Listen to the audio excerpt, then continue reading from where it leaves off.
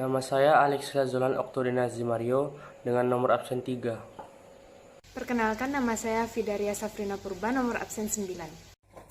Perkenalkan, nama saya Benai Tadus Garang, nomor absen 11. Saya Carmela Elizara dengan Samagat. Perkenalkan, nama saya Losilina, nomor absen 27. Perkenalkan, nama saya Mariana Kristina Ponto, nomor absen 28. Perkenalkan, nama saya Mariani Kristin Ponto, nomor absen 29. Assalamualaikum warahmatullahi wabarakatuh. Perkenalkan, nama saya Muhammad Rayhan Sofi dari kelas 11 MIPA 2. Semuanya, perkenalkan, nama aku Sonia Tabita Selahi dari absen 38. Menjelaskan tentang pelaksanaan demokrasi di Indonesia periode 1945 sampai 1949. Pada masa pemerintahan Revolusi Kemerdekaan 1945 sampai 1949, pelaksanaan demokrasi baru terbatas pada berfungsinya pers yang mendukung revolusi kemerdekaan. Adapun elemen-elemen demokrasi yang lain belum sepenuhnya terwujud karena situasi dan kondisi yang tidak memungkinkan. Hal ini dikarenakan pemerintah harus memusatkan seluruh energinya bersama-sama rakyat untuk mempertahankan kemerdekaan dan menjaga kedaulatan negara agar negara kesatuan tetap hidup. Partai-partai politik tumbuh dan berkembang dengan cepat. Tetapi fungsi yang paling utama adalah ikut serta menenangkan revolusi kemerdekaan dan menanamkan kesadaran untuk bernegara serta menanamkan semangat anti penjajahan. Pelaksanaan demokrasi di Indonesia pada periode 1949 sampai dengan 1959. Dalam rentang waktu tersebut terjadi 2 kali pergantian Undang-Undang Dasar.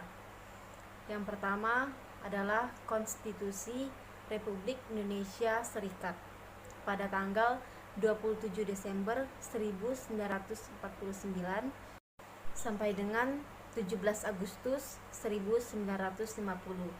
Dalam rentang waktu tersebut, bentuk negara berubah menjadi serikat dan sistem pemerintahan berubah menjadi kuasi parlementer.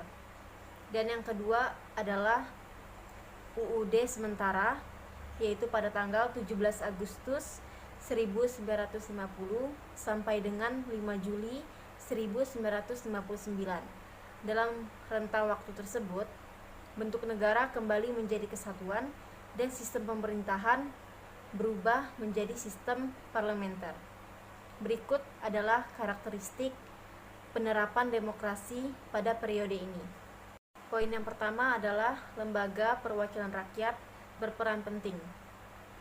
Perwujudan kekuasaan parlemen ini diperlihatkan dengan adanya sejumlah mosi tidak percaya kepada pihak pemerintah yang mengakibatkan kabinet harus meletakkan jabatannya.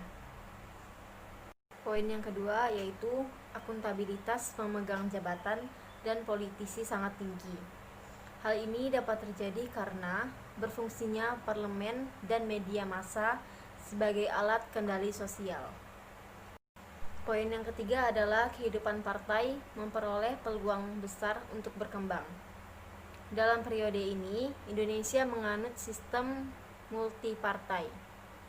Setiap partai bebas memilih ketua dan segenap anggota pengurusnya.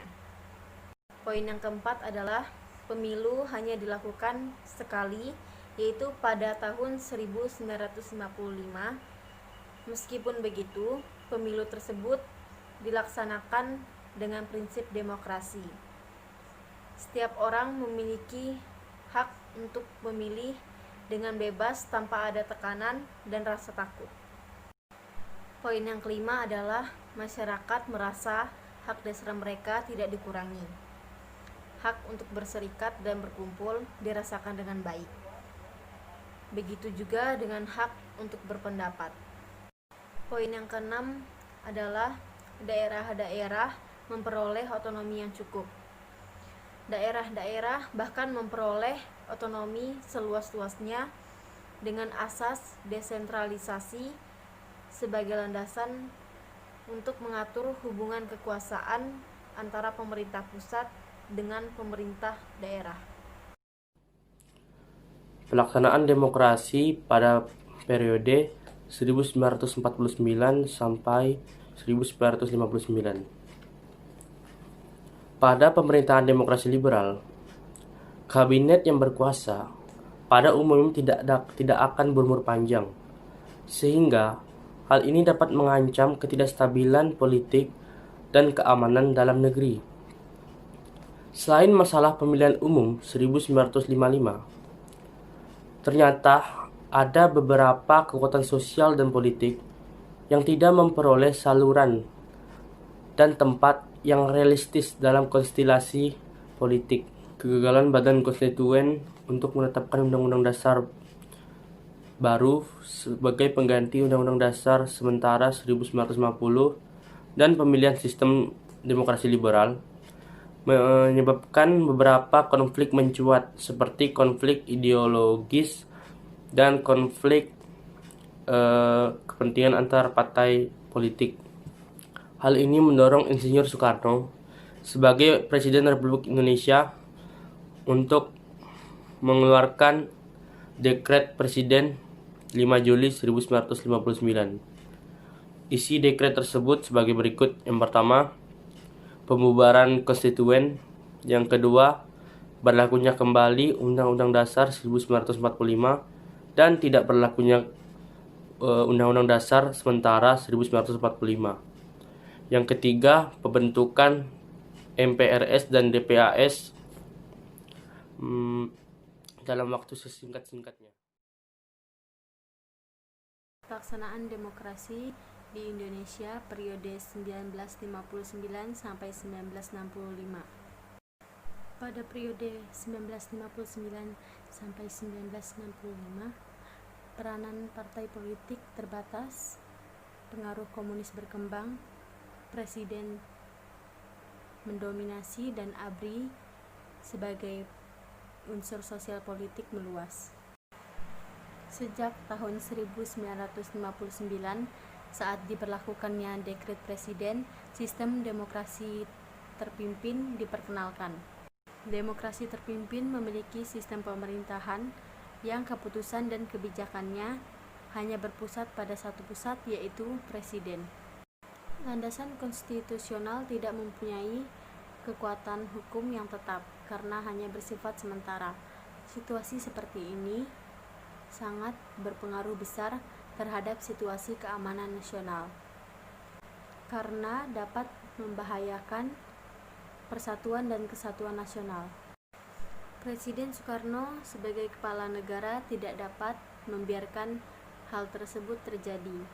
Oleh sebab itu, Presiden Soekarno mengeluarkan dekret pada 5 Juli 1959 yang sekarang disebut sebagai Dekret Presiden 5 Juli 1959. Dekret Presiden ini dikeluarkan oleh Presiden Soekarno untuk memberlakukan kembali Undang-Undang Dasar 1945. Pemberlakuan ulang Undang-Undang Dasar 1945 ini menjadikan Presiden Soekarno sebagai kepala pemerintahan. Kemudian pada saat itulah demokrasi yang terjadi pada periode 1959 sampai 1965 ini dikenalkan sebagai demokrasi terpimpin. Demokrasi yang mana adalah sebuah sistem demokrasi yang seluruh keputusan dan pemikiran dipusatkan kepada pemimpin negara. Dengan demikian, pemusatan kekuasaan berada di tangan presiden. Dan oleh karena terjadinya pemusatan kekuasaan tersebut, timbullah penyimpangan dan penyelewengan. Konsep ini tidak sesuai dengan UUD NRI tahun 1945, di mana penyimpangannya berupa: yang pertama, pada tahun 1960, DPR dibubarkan oleh Presiden karena tidak menyetujui RAPBN dari Presiden. Pada UUD 1945 dikatakan bahwa kedudukan DPR sebagai lembaga legislatif sejajar dengan Presiden. Yang ketiga, Presiden mengeluarkan produk-produk legislatif tanpa persetujuan DPR. Yang keempat, yaitu yang terakhir, badan ekstrakonstitusional seperti Front Nasional didirikan dan digunakan oleh pihak komunis. Pelaksanaan demokrasi di Indonesia pada periode 1965 sampai dengan 1998. Pada periode ini, demokrasi dilaksanakan sesuai gagalnya gerakan 30 September yang dilakukan oleh PKI. Demokrasi pada tahun ini disebut juga sebagai demokrasi Pancasila, sebab di dalam pelaksanaannya, demokrasi ini benar-benar berlandaskan pada nilai-nilai yang tertuang dalam Pancasila, yaitu beralaskan kepada nilai ketuhanan, nilai kemanusiaan, nilai persatuan, nilai kerakyatan, dan juga nilai keadilan, di mana kedaulatan rakyat menjadi tujuan utama demokrasi Pancasila. Bagian D, pelaksanaan demokrasi periode 1965 sampai 1998. Secara teori, demokrasi Pancasila terlihat sangat meyakinkan.